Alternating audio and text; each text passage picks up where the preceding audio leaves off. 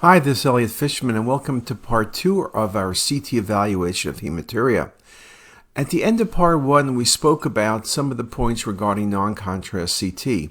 Some of the challenges we always do mention is small tumors can easily be missed on non-contrast scans, vascular pathologies such as aneurysms, AV fistulas, and the like can easily be missed on non-contrast CT, and so can acute pyelonephritis. It is true that at times you could suggest acute pyelonephritis if the kidney is enlarged or there's extensive stranding around the kidney. Those can all be helpful signs, and you'll often be right. But in general, it's so easy to miss pyelonephritis on non-contrast CT. Here's a patient with a transplant kidney. The kidney maybe was a touch larger than a prior scan, but it's hard to say much about that transplant kidney.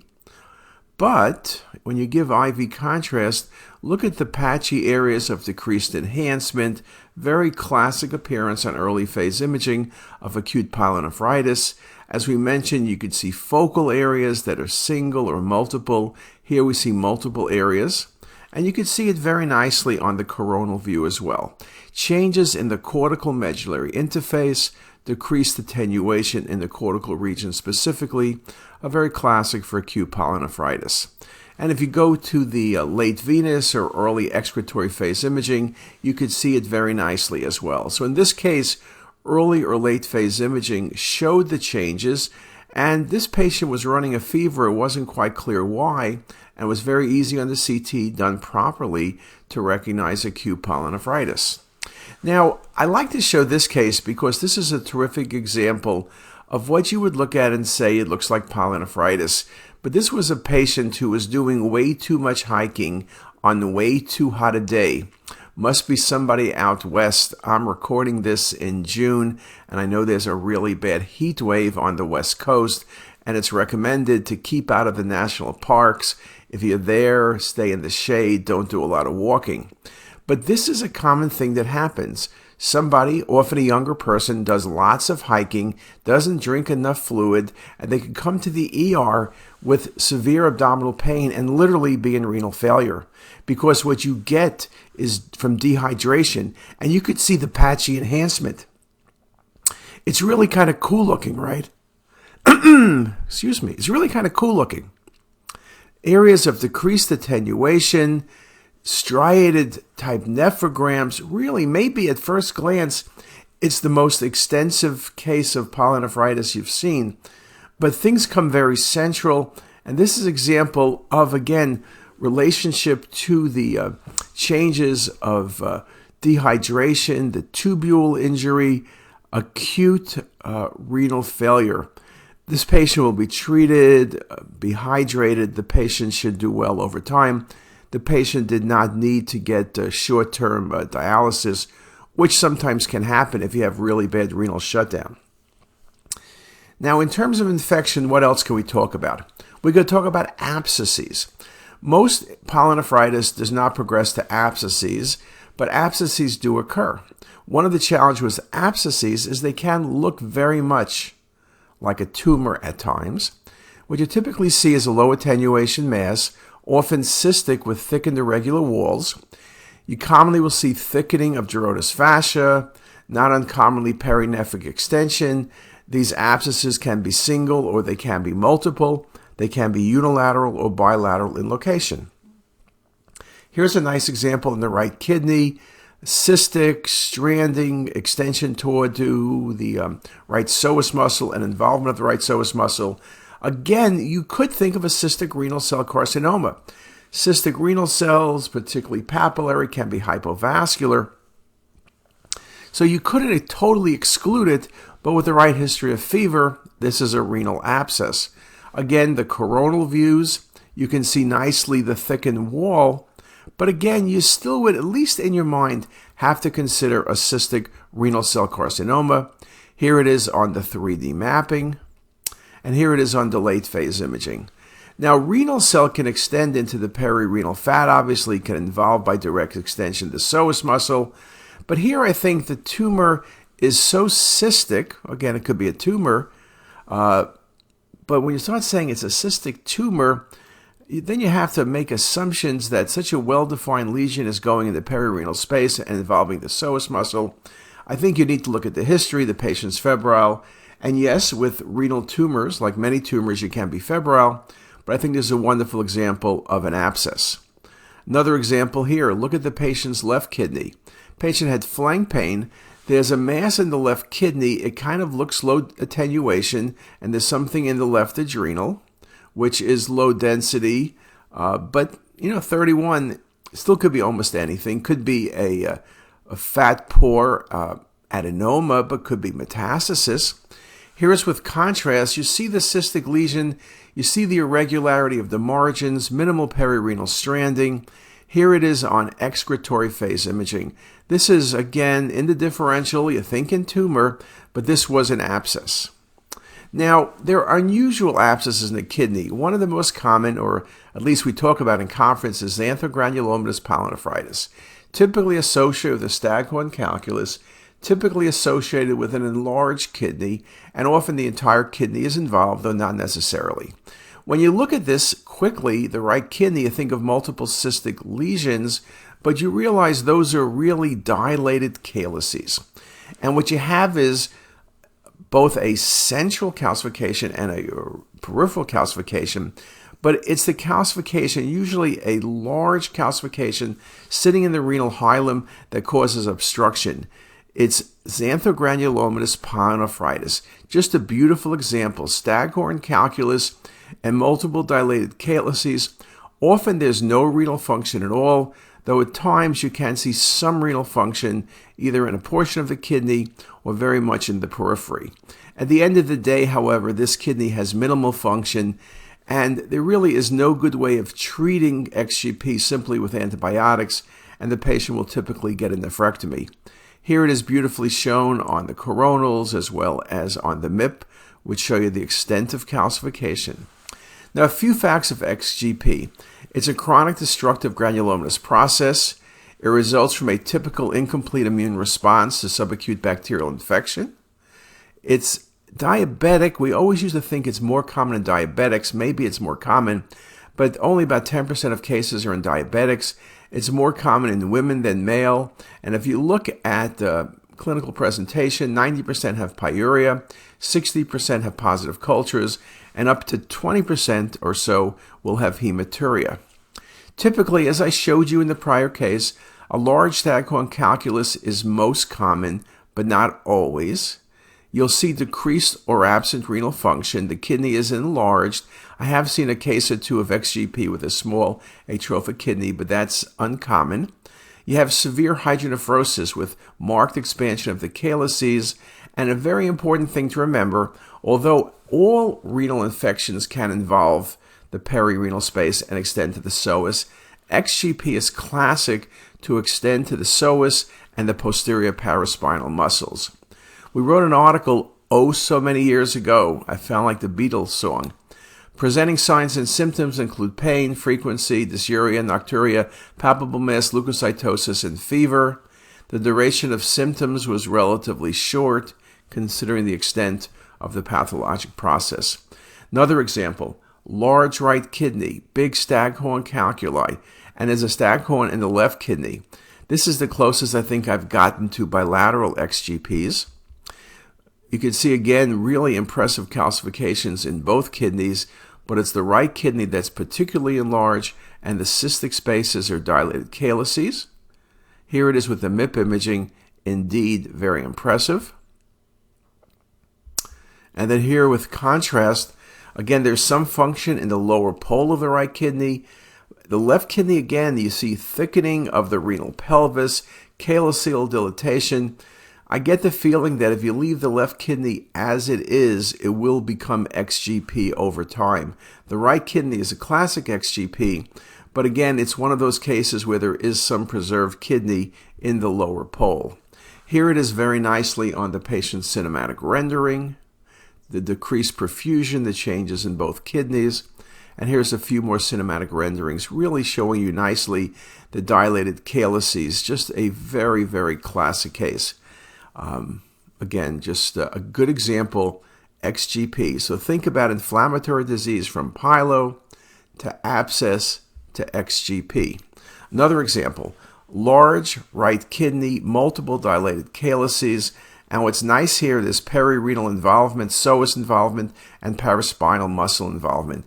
In the old days, the way XGP was diagnosed, patient would have back pain, they would operate for this paraspinal abscess, and they would follow it in and find out that the process was the kidney. These days, of course, we'll know it's the kidney, but it's a wonderful example of how XGP can extend to involve muscle. A really nice example. Here's that same patient with the coronal views. Another example here, again, large right kidney, extension to the peri and pararenal spaces, extension through the posterior abdominal wall into the paraspinal muscles. Very classic XGP. Just a wonderful example of Xanthogranulomatous pyelonephritis with a large abscess. Here's again a few more images of that case. Really a nice example. You can see in this case the patient did maintain a little bit of function in the upper pole of the left kidney, but truthfully it'll be impossible to save the kidney because it's so much involvement of that right kidney. The little bit of function that's left is just not going to allow a partial nephrectomy. Now, I mentioned the fact that you can see small atrophic kidneys with XGP, though it's rare. If I see a case like this with a small kidney, dense calcifications, I'm thinking more of tuberculosis. You look at this very unusual pattern of the linear calcifications. It's not the calyces, it's the parenchyma. In processes like TB, which are uncommon in the kidneys, but in parts of the world not that uncommon, you can get what's called a putty kidney, small calcified kidney, non-functioning. You can get strictures in the ureter. You can get changes in the bladder. Here it is with IV contrast. There is still some function, though minimal function, in that left kidney. The right kidney looks fine. Here it is in the coronal view. And again, minimal function, linear calcifications, that was TB. So again, we don't see TB that common, but if you see a small kidney with calcifications like this, you got to think infection and you got to think about tuberculosis.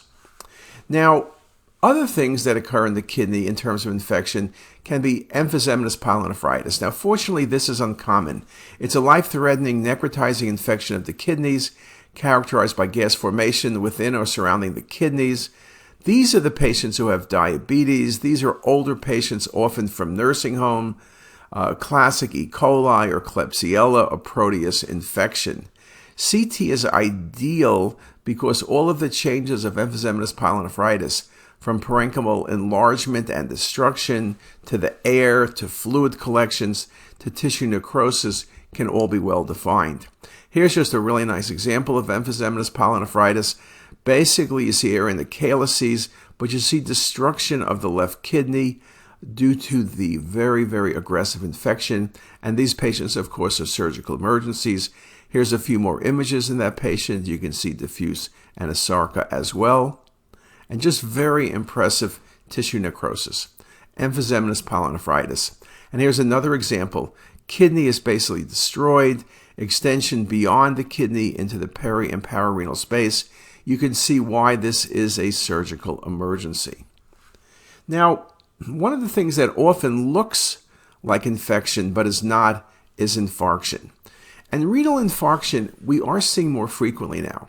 It's due to many things. One is thromboembolism, typically thrombus in the left side of the heart or aorta, typically left atrial appendage. It can be due to patients with aneurysms of the aorta, renal artery, atherosclerotic changes, septic emboli from endocarditis, transcatheter embolization following procedures, or dissection of the aorta or the renal artery.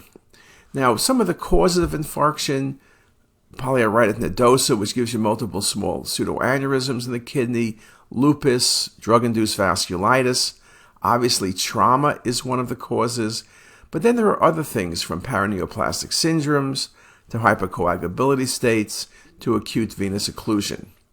Now, in terms of imaging, renal infarction can be segmental or global, depending where the infarct indeed is. It can be an isolated process, a part of multi-system disease involvement. You can see infarcts in the spleen and the liver and the kidneys and even bowel. There are acute and chronic presentations, and symptoms can vary from acute flank pain, where you think of stone disease or pyelonephritis, to hematuria. Now, in terms of the CT findings, that focal versus global is critical. IV contrast is very helpful. You want to look carefully at the vessels and look for clot in the patient's vessels. Again, unilateral versus bilateral depending on the source of the embolic phenomena. We talk about a cortical rim sign where there's rim enhancement only, and that's seen in patients with global infarction. And if infarction is missed, the kidney is typically found to be a small atrophic kidney. Here's a nice example. You look at the right kidney, delayed function compared to the left.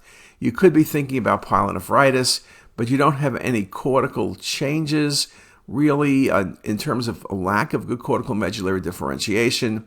And here's the renal artery, and there's a thrombus right here. This was septic emboli with a renal infarct nicely defined. Here it is again as we go back and look at the vessels. Again, a really nice example. I wanted to go back to this slide for a moment to emphasize the point. You have to look at the arteries very carefully. So here we're looking at this case, and on this view you can see the thrombus in the right renal artery best. Sometimes the coronal view, sometimes the MIP imaging works best, but here simply the axial when you very carefully work very nicely, and there it is. Or in this case, where there's atrial thrombus and a renal infarct. Again, you're thinking about pyelo, but you look at the left kidney, there's a minimal peripheral enhancement. This is a near global infarct. You can see the thrombus in the artery. You don't see thrombus in the artery in pyelonephritis. There it is very nicely shown when you look at the MIP imaging. And here when you go through the chest, this patient had two things. One, the patient had an aberrant origin of the right coronary off the left cusp, but also had a thrombus, and that was the source of the patient's emboli in the patient's left atrial appendage. So if you also have a chest CT, maybe you do because they're working up an FUO, look very carefully at the heart, particularly the left atrial appendage. Another example, one of the things about renal infarcts, often the borders are sharper than pyelonephritis. I showed you pyelo, and it is fairly well defined, but not as sharp as you can see here for renal infarction. Often the patterns of infarct will vary because the patient may have more than one renal artery and maybe only one renal artery is involved. Here's a nice example. The main renal artery is fine, but look at the branching of the renal artery as you get closer to the hilum of the kidney. Look at all of these infarcts. Look at all of these small vessel occlusion, very nicely shown in this example. Again, here's more MIP imaging showing you the vessels within the kidney and the areas of infarction. Here it is as you go to venous phase imaging. Here it is when you go to cinematic rendering, nicely showing you the main renal artery on the right, looking good, and then the branches becoming very quickly tapered, particularly the mid and upper pole of the right kidney. And you can see the multiple areas of infarction very nicely shown in this regard. So just a really nice example. Another case, this patient has an aortic dissection, you could see, and it also involved the renal artery. There's renal artery occlusion, and there's a fairly substantial infarct in the patient's left kidney. This patient had recent aortic surgery. You don't see the left kidney. One of the complications of aortic vascular surgery, whether it's stenting, but particularly open procedures, is injury to the renal artery. It is one of the known complications. You may see segmental infarcts. That's fairly common. Global infarcts is less common. But this is a great case of a global infarct. This is about 5 days out. The left kidney is small and non-functioning. This patient will need a left nephrectomy. Remember I mentioned the capsule sign? That was a good example of where you see the enhancement along the edge when there's occlusion of the renal artery via collaterals. Here's another example of an infarct of the left kidney, again with a nice capsule sign. Very, very nice example. In this case, very, very classic infarction, rim enhancement and infarction of the kidney, very nicely seen. I should also mention with infarcts, anytime you do surgery, like in this patient, had a neuroblastoma resected, injury to the renal artery can occur. I mentioned that with aorta, but also surgery for the adrenal. So a nice case, unfortunately for this patient, of a global infarction of the left kidney following left adrenal resection. And that's a beautiful example of global renal infarction. Here it is on the cinematic rendering as well. Just a very nice example of global infarction, lack of function, just a really nice case. Now, one of the other things that can cause problems, of course, is renal vein thrombosis. But we've gone on for a while. Let's take a break right now and come back and discuss renal vein thrombosis. See you in a few minutes. If you like this video, make sure to subscribe to the CTisus YouTube channel. You can also visit us at ctisus.com for even more videos, plus quizzes, pearls, protocols, and oh so much more. We're also in the App Store and have well over a dozen apps for iPhone and iPad, all completely free. Thanks for watching.